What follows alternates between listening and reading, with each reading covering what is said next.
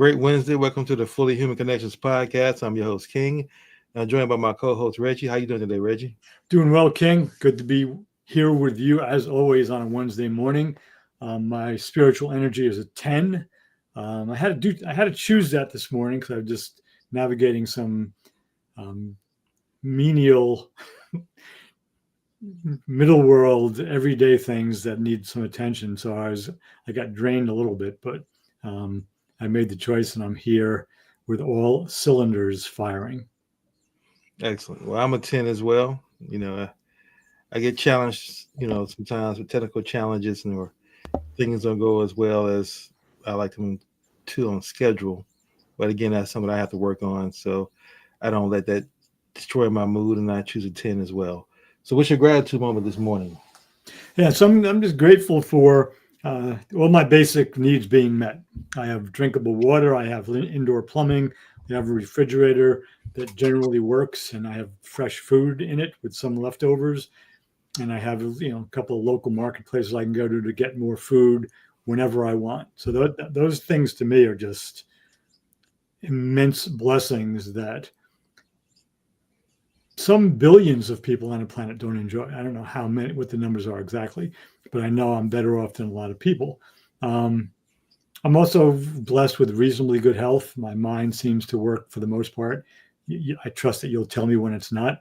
But I have a bunch of good friends and colleagues, of which you are one, and some scattered around the country cousins, because we are now the oldest generation in my family.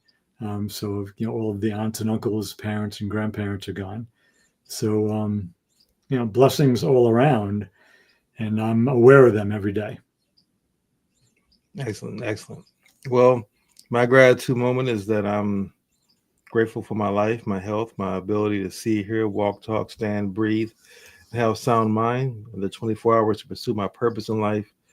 I'm grateful for the problems and challenges in my life, because as though they test me, I actually have learned to appreciate the test, because through those tests come growth, and I'm growth minded. I'm also grateful for, again, the foundation that my parents instilled in me, the love experience with my mother. As I learn more and listen to other people who didn't have that kind of experience with their mother, from what they share with me, makes me more grateful for mine. And I'm grateful to be here on the show with you and for the infinite possibilities that this day is going to provide. Amen. And with that said, why don't you walk us into our topic for today? Yeah, so I'm going to mention the topic, put an asterisk next to it, because I'm going to make it really clear that this is a topic that you suggested after we finished last week. And not that there's any blame or credit around it. I just want to give you credit. Just that you had come across. I think it's blame, but go ahead. I'm sorry.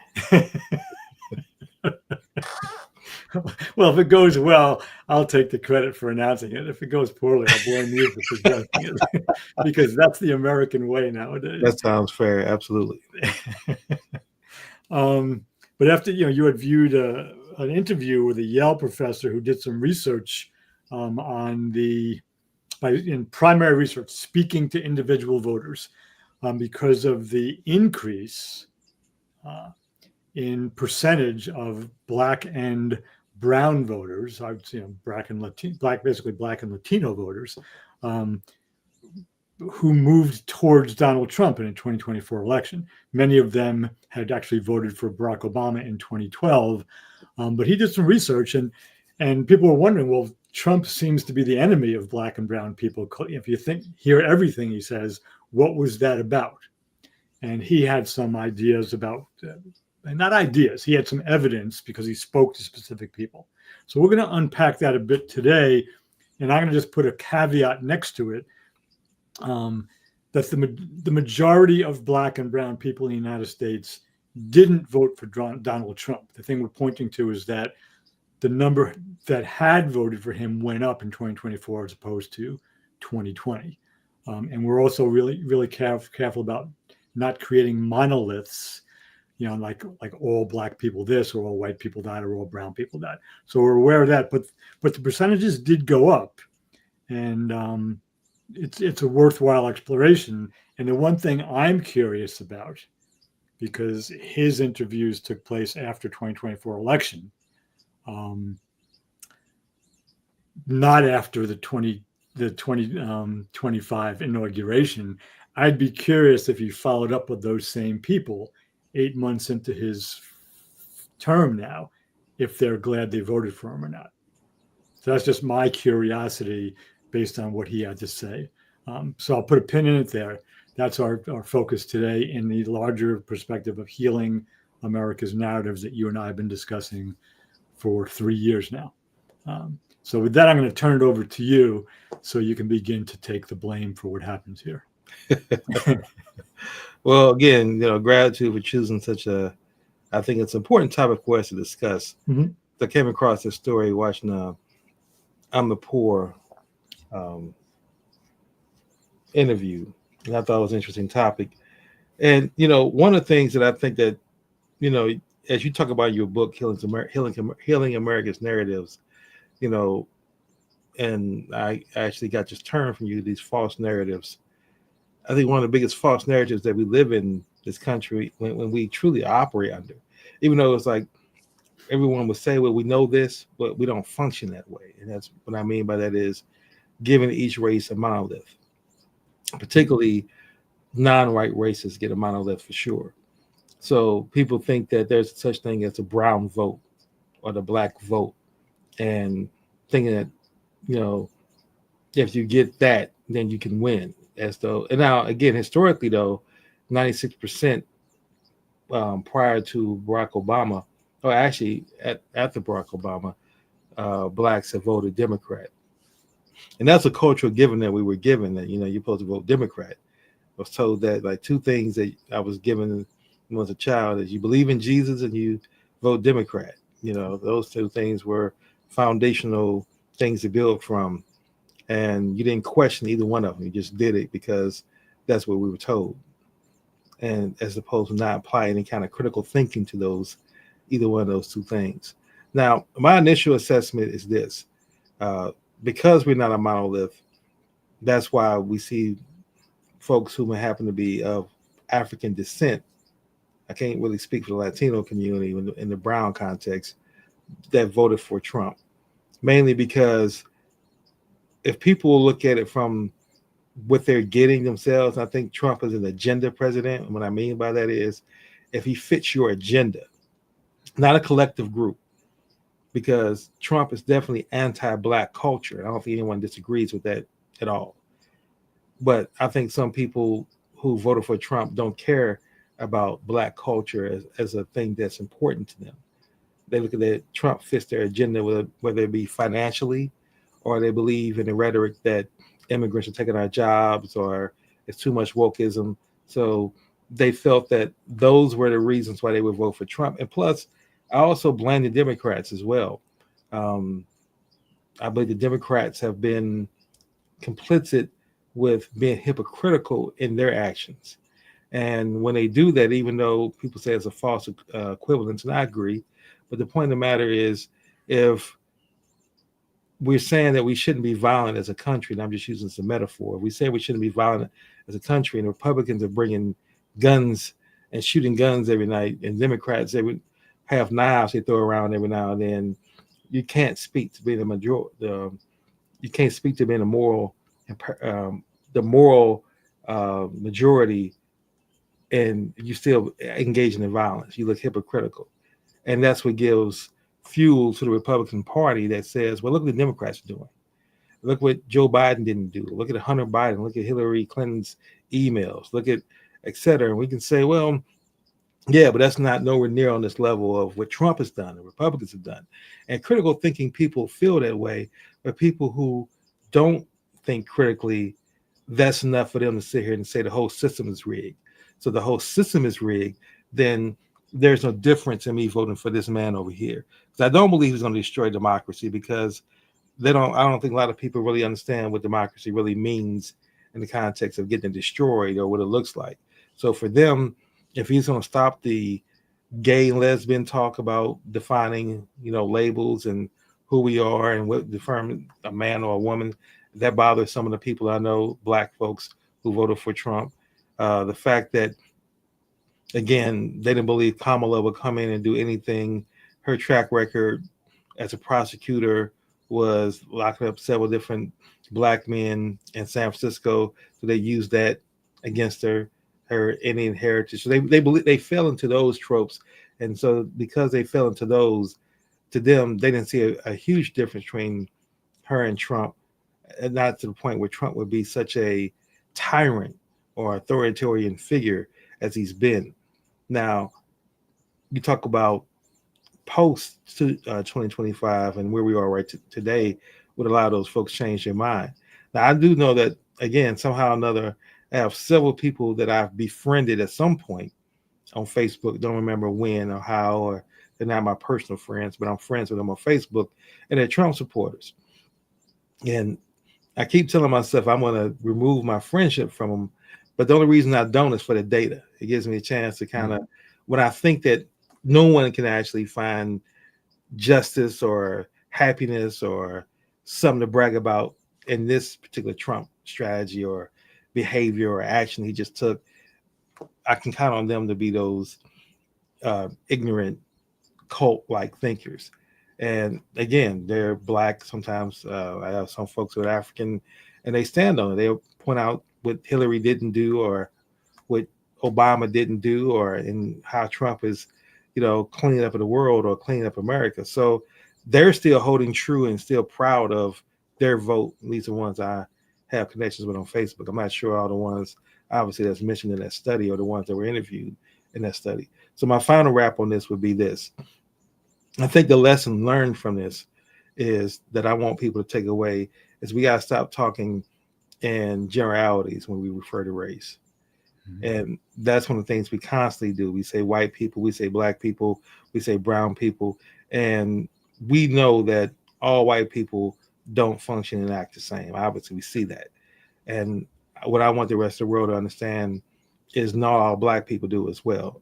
And it's becoming clearer and clearer that it comes down to having to see each other, having to choose to see each other as individuals and not these collective groups. Yeah, I appreciate all of that and agree with it. So I have a general point I want to make, but I want to make a specific one first for anybody that is still stuck in those monoliths. And I'm going to guess that if you're still stuck in those monoliths, you're not going to have really listened to or read the people I'm about to name. But I would suggest if anybody thinks there's a black monolith, read and or listen to John McWhorter, Ibram Kendi, Ta-Nehisi Coates, and just those three. Those are three men. There are some women I could mention too, but just listen to the three of them or read the three of them. You'll get some diverse views on things. That's just one example. If you want to think that, want to say there's any white male monoliths, listen to or read Donald Trump. You can't really read. Well, you have to. You have to go on social media and be able to navigate capital letters to read Donald Trump because he doesn't write or read himself really. But listen to Donald Trump, listen to Chris Murphy, listen to Jamie Raskin. This, again, just to take. I'm just dealing with the males there, but more generally, and this is if I have an underlying bias, it's developmental, and so what we're talking about, I think, is if I'm going to just speak first person, if my concern is just how a president and his administration and his agenda affects me, I'm going to behave a certain way. What's in it for me? And that's actually Donald Trump's developmental worldview. Everything he does is about him. He's bragging about like he's a great peacemaker and he has solved 6 conflicts already. And he wants the credit, but that's an aside. Or maybe I just care about my family and my group. So maybe it's my religion or my race or my ethnicity. How is this president going to deal with my group? And that's another way to look at it. There are 2 more developmental views. There actually are many more, but we use this shorthand. But what if I really care about all Americans? Like I really care about the dignity and the liberty and the equality of every American citizen and every documented immigrant in this country. I really care about their well-being. That's a different view, a really different view than if I just care about my group or this group or that group or just myself. So here's my argument. And again, whether we're talking about the black vote, the brown vote, the white vote, even though those are sweeping, virtually meaningless generalizations, anyone who genuinely cares about all Americans cannot support Donald Trump. Can't. You absolutely cannot, because of what he's doing in this country to Americans, both documented immigrants and American citizens, and what he's doing. And then the last one is beyond Americans, to all people on the planet. The damage he's done in 8 months so far to human beings. He talks about being the peace president, and he has waged war against brown people since he took office in this country, whether they're brown because they're Middle Eastern and Muslim, whether they're brown because they're Latino. He has waged war against them. He's not a peace president. He's a bigoted president. So I want to always turn this back to me, to you, to every voter who I think has an ethical obligation to learn about development and really be honest about what their worldview is. If you are egocentric, me-centric, just admit that. Be honest about it. If you're group-centric, be honest about it. If you really do care about all people, be honest about it. If you care about the whole planet and dogs and cats and worms and elephants as well, be honest about that. Don't make believe you care. This president and his administration are anti-brown, they're anti-immigrant, they're anti-earth. They don't care about the planet at all. And they actually don't care about 80 years of allies, basically. Other nations that have been allied with the United States for 80 years. They do not care about any of that. And they're following, this is my last point, they're following an agenda given to them by white Christian nationalists who have a mandate for leadership, and it's called Project 2025. What Donald Trump is executing is Project 2025. That should be repeated every day, every time there's a news story about something he does, because it's not his agenda. He agreed back in 2016 with the Christian right that in exchange for their organization, their money, and their support, he would work on their agenda. The actual document, Project 2025, didn't come out until 2023, and it was for the next conservative president, and that's him. The agenda that's happening, all these executive orders, many of which have been struck down by the courts and called unconstitutional, they're all, you can compare them with the language in Project 2025. So it's a very us-centric, a white Christian-centric agenda. Anybody who reads and is operating in good faith agrees with that. Now, I'm not saying that's all there is, but the agenda being put forth is a white Christian agenda proffered by Project 2025 and executed by Donald Trump, Russell Vought, Pete Hegseth, Pam Bondi, Kristi Noem, Tom Homan, and the other loyalists who have pledged their allegiance to Donald Trump, unlike pledging allegiance to God in the Pledge of Allegiance. Actually, to the Republic, I should say. That was a Freudian slip there. And to all of the Republicans in Congress now who are afraid of Donald Trump. Shame on the whole lot of them. So again, I know I went a little bit beyond the black and brown voters turning towards Trump coming into the 2024 election, but I'd be really curious to re-interview those people today, the people who were interviewed, to see how they're responding to the actual execution by the Trump administration of this white Christian nationalist Project 2025. I have a little bit of energy around that. And again, I'm sure there may be some folks who have flip-flopped or changed their position now.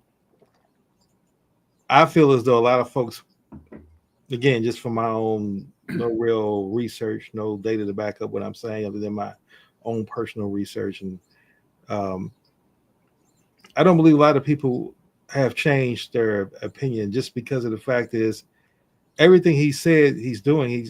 Everything he's doing, he's pretty much said he would do. So it really shouldn't come as a shock, other than unless it hits them. Now, if it hits them, then it's going to be like, oh yeah, because I didn't think he would do that to my family or my cousins, or so now I've changed. But I think that as long as as you said, either their agenda hasn't been changed by it or they personally haven't been impacted by it, I don't think they've changed just out of the caring for humanity, Right. seeing the injustice in the streets and things of that nature. Because if that was the case, you never would have voted for him to begin with. Right. I mean, again, here's someone who is a convicted felon, and we can look past that from their perspective, still to say he's a viable candidate to vote for. And he's now created a mockery of the presidential office. He's created a complete mockery of it to the point where anyone who feels that they have any kind of social status, social capital, from a context of viewership, influence, are saying things like, maybe I should run for office. Like Stephen A. Smith even joked about running for office, having the audacity to think he can run for office because they're thinking like, well, Trump can do it and I can do it, right? And so that's why I say he's made a joke of that. These folks would never have thought about that, Obama was president or any president previous to Obama. We felt that presidents had to have a certain level of intelligence, a level of leadership skills, um, that we've expected, whether we agreed with every president or not. We felt they all, at least with the exception of Bush, I guess he would be the first. But even still, we didn't feel Bush. People say he was an idiot and things of that nature, but not to the extent that we see from Trump, which Trump shows that you can just lie. Once you've built your tribe and you have the level of influence that you have among your tribe voters, and you create that cult like feeling where they just ride with you because it's about loyalty as opposed to what you stand on or what you're delivering or what you're accomplishing, then Trump has shown that you can just come out and lie, like he said. And it's like every week he comes out with some other lie that, folks come out and say, well, that's not true. Let me disprove Trump on this. And let me fact check Trump on this. So he's created the environment that we live under where it's no longer you debate based on fact versus fact. It's we debate based on opinions. And if you bring facts to that conversation, then you're going to lose because you're not going to change my opinions. And my opinions are superior to your facts. Like we see so many celebrities who've now shown their true colors and come out and say they're mega. I'm trying to remember the name of this former fitness star that's making news right now. Julia Michaels, I believe, is her name. And she's come out and said how slavery, only 2% of white Americans own slaves. So slavery wasn't as prevalent. And it's like they're speaking from such an ignorant position, not someone who's well read, not someone who's talked to people who lived there, read accounts from folks who've lived there, former slaves or enslaved people, but just her own assessment of fighting anti-woke. So if you're gonna see something as being woke, then you're gonna come out and you're getting, and that's what it takes to get mega status. Is if I can come out and be anti black, brown, gay, anything white male, I can come out and be anti anything white male, then I'm going to move up through the through the mega world, through the conservative world. I don't have to have facts. I just have to have the gall and the agenda that I want to make as much money and get as famous as possible. And they don't believe there's any consequences to those actions. So they can just come out and say what they want.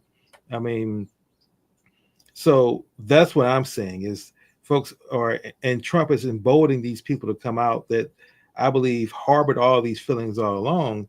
Trump just gives them the license to say it's okay to say it in a modern culture and modern society. You can say these things now. Like Trump saying he just wants to change history because it doesn't make America look good. So we're not going to have the Smithsonian Institute have real history. We're going to change it to what I believe history should be, and that's what we're going to roll with. And that to have the audacity to think that way shows me, to me, that's the same thinking that has always been prevalent in America ever since a slave master said, "Well, I don't want my slave to read." It's the Mhm. same line of thinking. It's the same way, because you're saying, "I don't want you to realize the or understand the true history of America." Then you're saying the same thing. Don't read, because it's like, why even go through those steps when you know that the Smithsonian is not the only source of news and information and historical records. It's not. So it's like you're doing that as though the internet doesn't exist, as though there's not other sources to get information from. So for me, I don't like to get into those symbolic debates, because at the end of the day, that's just yeah, that's wrong. I would love for Smithsonian to have the true history, but to sit here and get caught up in that fight again, at the end of the day, the troops in DC, that fight, all that is just continue Trump's attempt to distract from Epstein. Because I think he really believes that his base is more racist than they are about being care about pedophiles. So he feel I'm going to tap into that racist energy and get you all from, so I can throw some black people. And again, black people are always going to be his target. Brown people has been his target for this administration, but when it comes to trying to change news cycles, he always goes after black people for that. And the latest thing he's doing right now, and you're going to see more of that, is he's now questioning the legitimacy of interracial marriages. And it's just to say things so he can change the news cycle. That's all he's doing, you know. So critical thinkers understand that. And I just think that we got to be much more clever in how we deal with what's going on. And then my final take on this is, again, looking at the lack of leadership in the Democratic Party, as far as, again, throwing Bernie under the bus when he ran in against Hillary, and choosing Hillary as a candidate back then when Bernie had all the momentum behind him. See, those things have consequences. There's always trade-offs to every decision that we make. And so when they did that, what they did was they lost the respectability of a party. It's no, you're no longer looked at as the moral party or the party that's, so then now your whole platform became, well, we're just not Trump. We're just not Trump. And they got you through the first Biden election to say, okay, well, we're not Trump. So we chose Biden because we're just not Trump. Now we're saying that that doesn't work anymore. You actually have to come with something radical, as Republicans with Project 2025 is doing. The Democrats have to come with their own playbook and stand on it. And then I think they will get people riled up, and maybe even get some of those folks who, brown and black, who voted for Trump this time, to actually switch over. My last point I want to make is, and I'll get more into this on the other side, I just want to put this here now as a pin. Uh, Sometimes I'm happy for the YouTube algorithm, because it does give me some videos I probably would never come across had the algorithm not chose those for me. And sometimes I hate it if you go too far down that rabbit hole. But my point is, I come across a YouTube influencer who's this white woman who's in her maybe late 40s, early, by the urge of 50. And she talks about how she was staunch Christian right, raised as a Mormon, raised in that whole culture of what that looks like, and strong mega. And I want to talk about where she is right now as my point of reference. But I'm not going to do it in this take. I want to give you one more opportunity before we go to our break to respond to any things I've said so far. Yeah, I mean the probably the most difficult part of everything that we're talking about is its literal complexity. And the difference between complexity, this is worth saying, and you know this as an engineer, the difference between complexity and something that's complicated is that with something that's complicated, um, like changing the timing belt on a car is complicated. But if you know how to do it, it's pretty easy. It takes time. You got to be patient. You got to get to disassemble big parts of the engine to get to the thing. Um, Building, an airplane that flies is complicated, but we know the physics behind it and the chemistry behind the fuel. We know how to do that. We know how to do it successfully. Those are all complicated things. What we're dealing with now is complex because there's a denial of history. There are lies and lies and lies out there. There are historical racial disparities that are very, very real, even though race itself is a social construct. You and I have spoken about that in the past. We have people who are, in fact, critical thinkers who really do, in good faith, want to get to what is true. But because of all of the, as Steve Bannon said, all of the shit that's been flooding the zone, right, the information ecology, it's really hard to get to know the truth. You have to really work at it. And you can't just trust, your one main source, especially if it's a propaganda source to begin with. And it's also true that we know how this works because historians have shown how Stalin did it, how Hitler did it, how Orban is doing it, and others are doing it. Because one of the biggest things is you control the information. You say the only truth is the one that I say it is, and everybody else is fake. And Trump has been masterful at that. So we're dealing with this great complexity. There's not a series of steps to follow to disassemble the engine, replace the belt, put the new belt is in, and then reassemble the engine. So it's beyond complicated. It's just really complex. And I don't know what the numbers are, and I'll just stop here. But there are a lot of people in the United States, and probably in every other country too, but we're speaking about the United States of America, who aren't willing or don't know how to do the work, and sometimes it's very slow work, of getting to the truth and doing what needs to be done to practice democracy.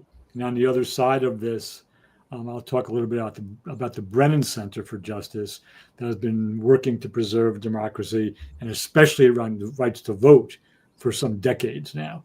And they've been doing things recently that are very important. And they admit that especially in a time when social media, we have these short attention spans, the work to challenge the dismantling of democracy and the threats to voting in this country that the Trump administration is performing. It's a slow, gradual process in the courts. It's ongoing. There are good people doing it, but you have to have a really long attention span to stay with it and support them. And America does not have a good attention span. Its president lives on social media. So that's a real problem that needs to be addressed. And there's not one easy formula to address it. Absolutely. Well, we will pick up our conversation on the other side of the break. So right now we're going to take a break for our sponsor. The playbook for growing a local business online is simple. Capture new leads, conversationally convert those leads into sales, turn those customers into positive reviews, and then reactivate those customers into repeat buyers. And that's exactly what our platform does. In order to consistently generate new leads, you first need to be found. The quickest way to get search engines like Google to put your business at the top of search results is by having a steady flow of positive reviews. With our platform, you can show up in search and stand apart from your local competition by easily collecting new customer reviews through text. But getting found is only the beginning. Most consumers choose the first business that responds to them. So unless you start conversations with potential customers almost instantly, they'll go somewhere else. That's why we make starting conversations with website visitors as easy as clicking a button, connecting you instantly through text message so the conversation doesn't end when they leave your website. And we bring all your leads, no matter where they come from, into a single conversation stream that supports text, email, video messaging, Google Business Chats, and even Facebook and Instagram DMs, so you can respond faster and more efficiently than ever. When it comes to turning all those conversations into customers, we make collecting payments just another convenient part of the combo, so you get paid faster no matter how they prefer to pay. Next, you'll want to turn your new customers into happy reviews, which is a snap with our new review request quick actions. The more conversations and customers you generate, the easier it becomes to drive repeat business. We make reactivating contacts into customers as easy as, yup, you guessed it, the push of a button. With bulk actions, you can send out text and email campaigns to generate new sales whenever you have a new update, promotion, or story to tell. We make modern online marketing simple. Let's start growing your business today.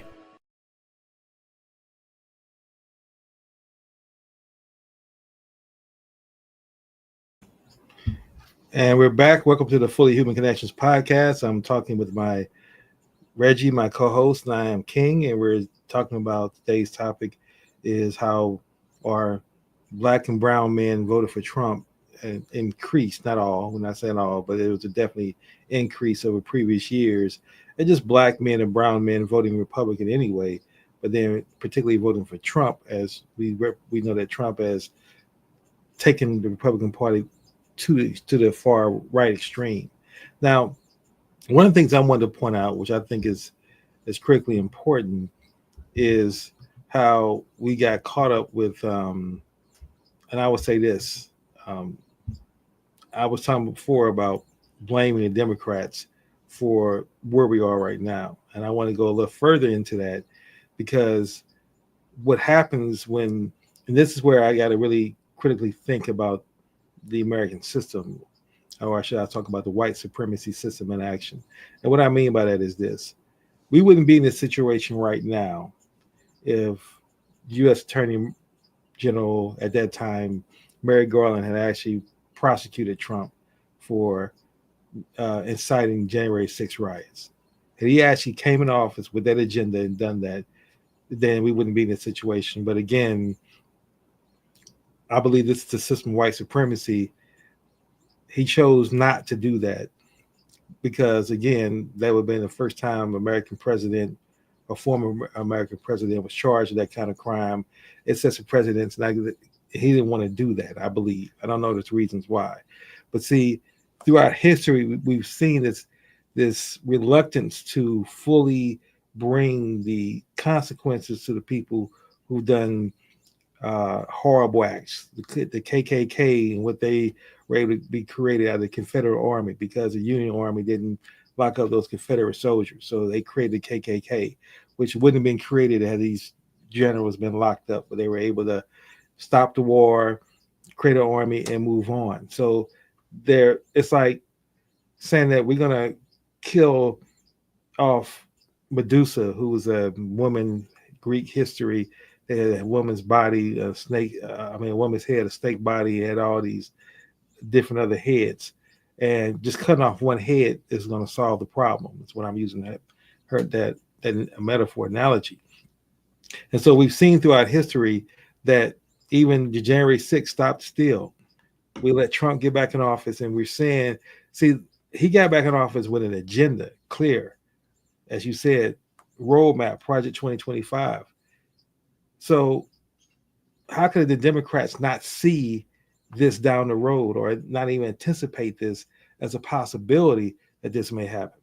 So for me, that's one of the things I see, that he has to carry that weight.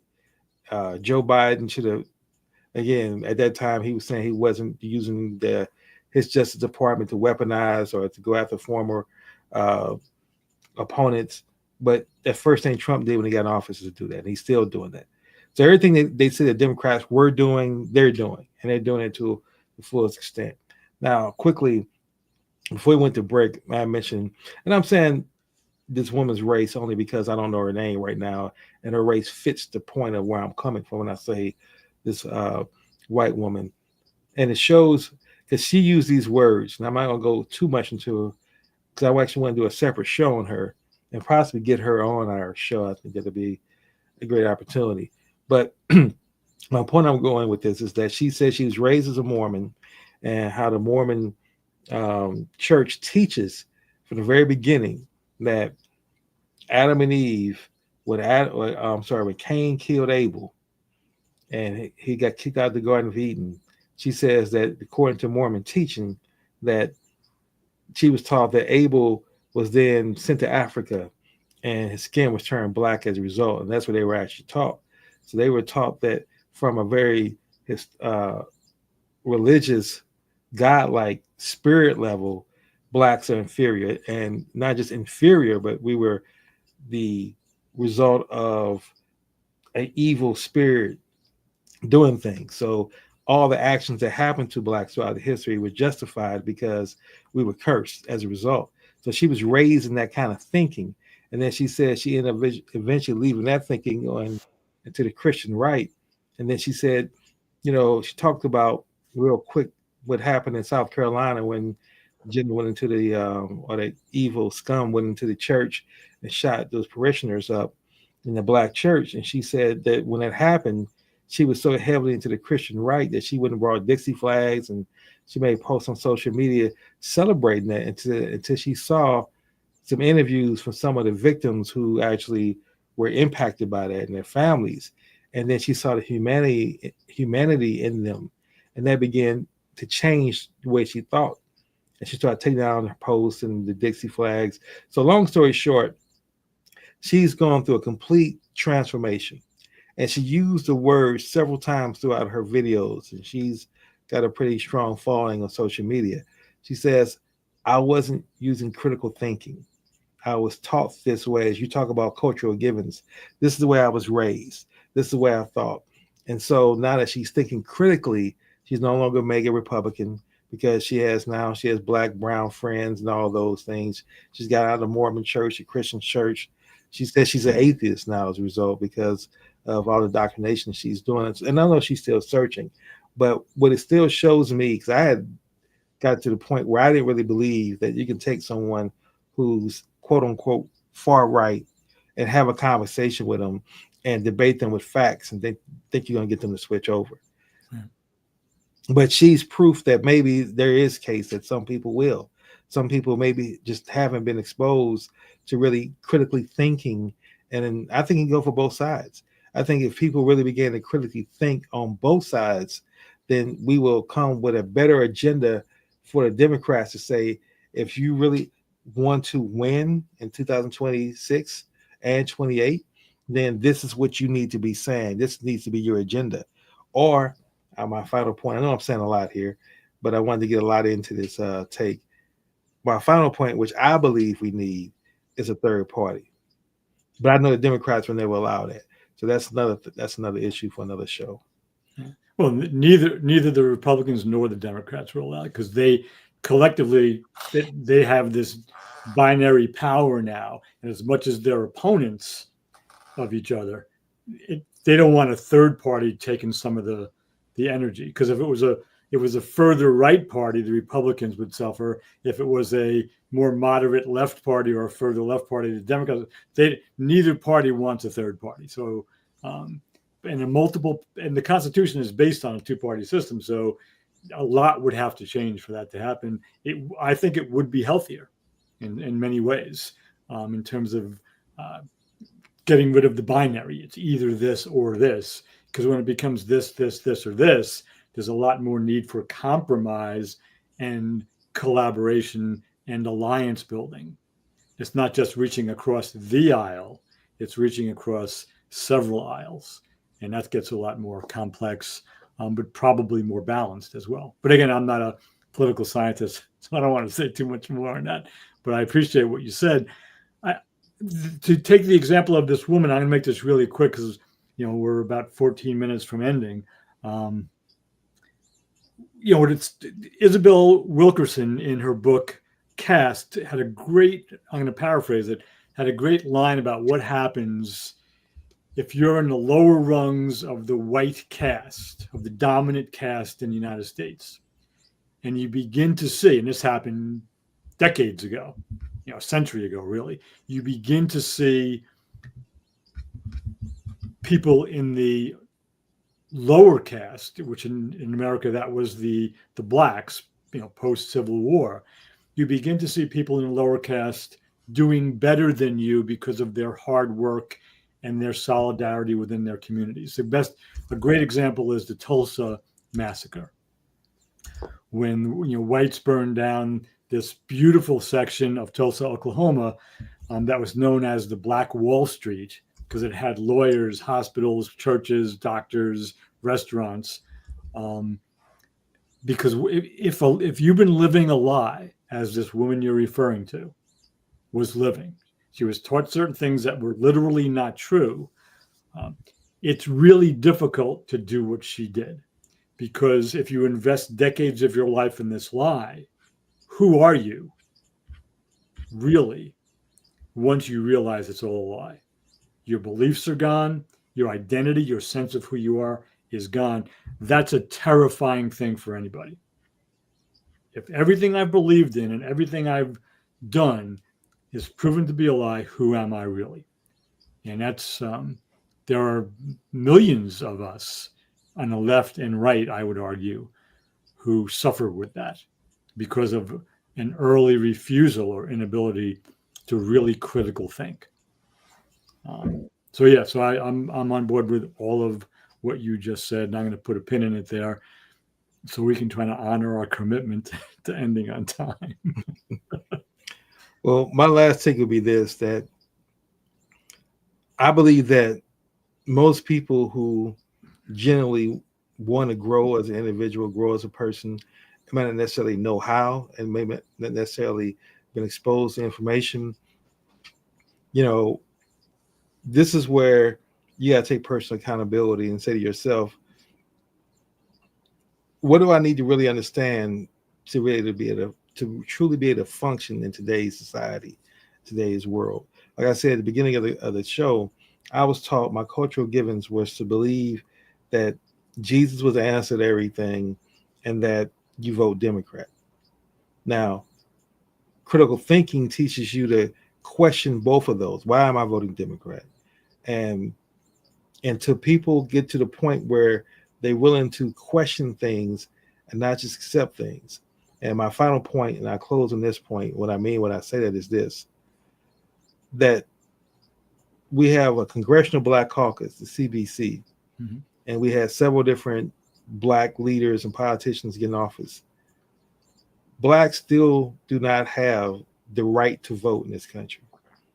It's an act that the president has to sign off or renew every certain amount of years. And so for me to have a Congressional Black Caucus whose agenda that's in their name, to not have this as their agenda every year and making this as their policy, shows you that these leaders are ineffective. Congressman Charlie Rangel from out of New York, one thing he did every year, and he knew he wasn't going to always win, but he did it every year because he stood on the principles of what was fair and what was right. He put that on the floor every year he was in office to have that voted as put into a law, to have that come up as in the committee as a law. So I just closed on that point.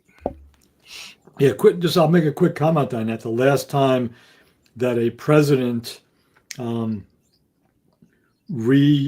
forget, this isn't the right word, I'm going to say reapproved, but the Voting Rights Act was renewed. The last time that happened was 2006. And then in 2013, the Supreme Court, I think it was 2013, in Somebody versus Holder, I forget the title of the Supreme Court case, where the Supreme Court weakened Section 5, the pre-clearance piece of the Voting Rights Act, and it's been weakened once more since then. I forget which case that was. So, it was written in a way that it had to be renewed every so often, and it was constantly renewed by both Democratic and Republican presidents. And I'm sorry, I mean, I know I'm violating this, but I just wanted to make this last point. We both are. That the thing about the reason I mentioned that was the fact that an immigrant can come to America and go through the actual process of becoming American citizens, and the minute upon completing that, receive all the rights of citizenship, where Blacks who are born in this country we still can't vote. So I want folks to really, that's the point I was making, just so when we talk about democracy, we got to keep that in mind. But I'm finished with my point now. So we reached a point of the show where I want you to go ahead and get into some solutions for us. We talked about enough gloom and doom. What are some practical steps that we can take to become fully human? Yeah, so they're going to be kind of broad and general, but I think these make sense to me because they've helped me, and I don't suggest anything that I don't practice myself. So one is, if you've never heard of the Brennan Center for Justice, go look it up online, read what they had. You could spend months there reading what they've done and listening to their videos. They're concerned with the functioning of law in the United States, but they have a real specific focus on voting rights. It's not the only thing they do, but it's a big part of what they do. So take a look at the Brennan Center for Justice, and take a look at the Southern Poverty Law Center as well. And there's just many other organizations that are great. Southern Poverty Law Center a decade ago ran into some problems with their administration and how they were doing things. They've remedied that. But for decades now, they've found the innovative way to deal with white supremacist groups is, once somebody was accused of a hate crime, some individual was accused, or a group, what they would do is find out who sponsored the hate crime and bring a civil suit against them, sue them for their assets, get their property, their cash, whatever they had, and give the proceeds to the victims of the hate crime. They've done that multiple times over the last 20 years or plus. So look for people and organizations that, by their definition, are working on behalf. And here's the point I want to make. It's just a 2-word phrase that I think is the essence of what every politician needs to speak about, what every organization needs to speak about, what each of us individually needs to speak about. Look for those organizations and politicians and aspiring politicians who are provably concerned with the human dignity of every human being, preferably on the planet, but at the very least in these United States. And that includes both American citizens and documented immigrants, and those undocumented immigrants who enter legally and begin to go through the system to get documented, because they're being attacked right now by ICE. So human dignity. Look for organizations and individuals that, by their behavior, not just their words, are provably involved and believe in the dignity of every human being in this country. That's a place to start. If there's any chance they're really not concerned with human dignity, don't give them your vote, don't give them your time, don't give them your money. That discounts the entire Trump administration and the Republicans in Congress, because they're not concerned with the human dignity of every American citizen. The evidence is clear for anybody who can think critically, and, to paraphrase the Bible, who has the eyes to see and the ears to hear. Okay, that's it. Well, I think the opposite word you said there is think critically. And I think that we got to look at what kind of education do you need. And I know that's for another show, but I'm just putting this out there to think critically. I think that the advice you just gave is key. And I think it's definitely something we should all begin to look at how we can implement this. But I think the quest should be, you should want to be a critical thinker. I think that, and teach that to your kids so that they can make decisions based off facts and data analysis, and not just conjecture and opinion and who's the loudest person and who's repeating gossip and propaganda constantly to form our thoughts.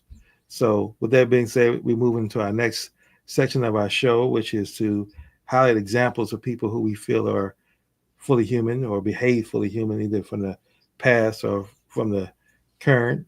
And Reggie, I'll give you the opportunity to go first. And I want to always go first. So anybody you have in mind what you want to lift up? Yeah, someone who, again, these aren't perfect human beings, but because I mentioned the Southern Poverty Law Center, and I was going back and forth, another organization which is similar is the Equal Justice Initiative. They do very different things, but they're both in Montgomery. Maybe I'll do EGI next time. But Morris Dees, is white, whose family had a successful publishing business in the South. He became a lawyer. He's the founder of the Southern Poverty Law Center, and he's the guy to come up with the idea of bringing civil lawsuits against hate groups.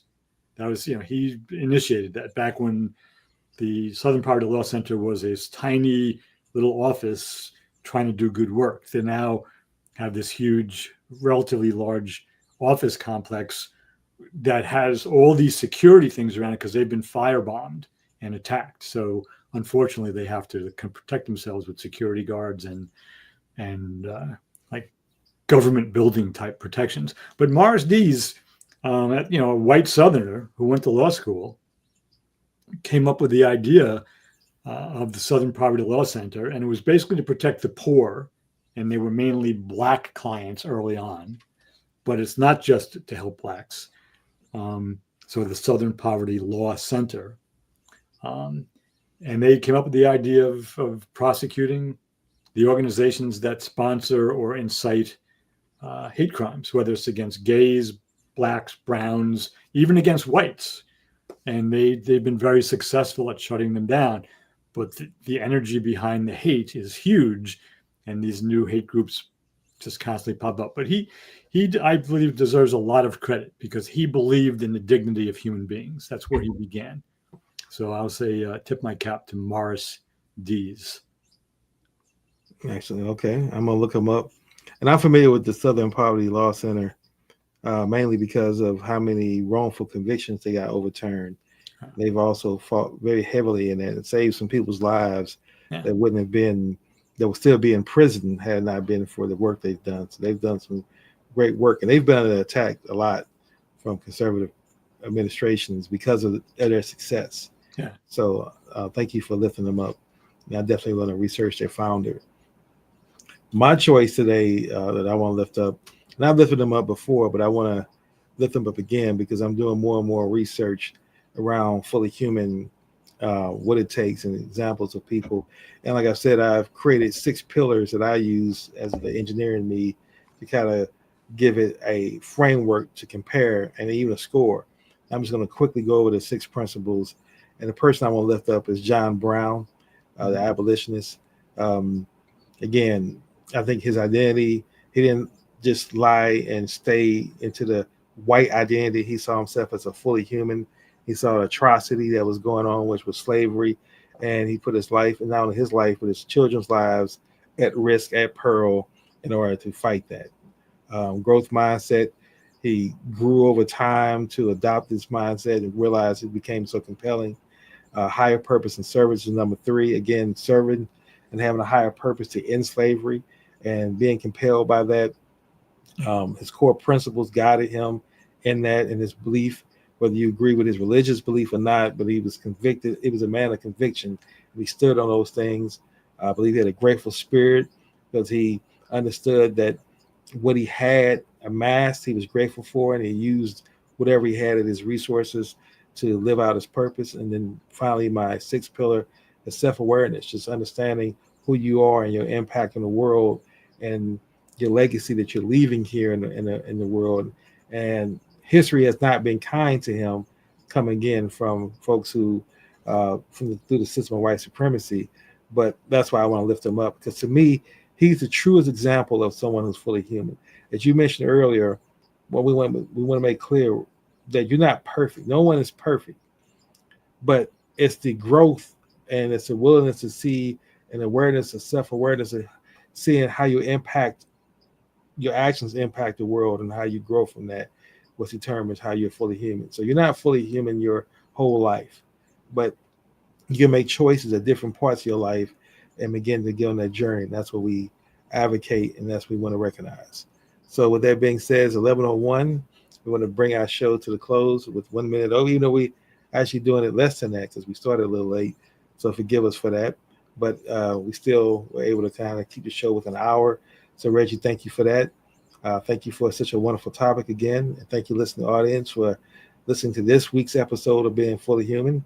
And we encourage everyone to continue to do your research, become a critical thinker, and let's all get on the journey of being fully human. And so until next Wednesday at 10 a.m. Eastern Standard Time, let's all be more fully human.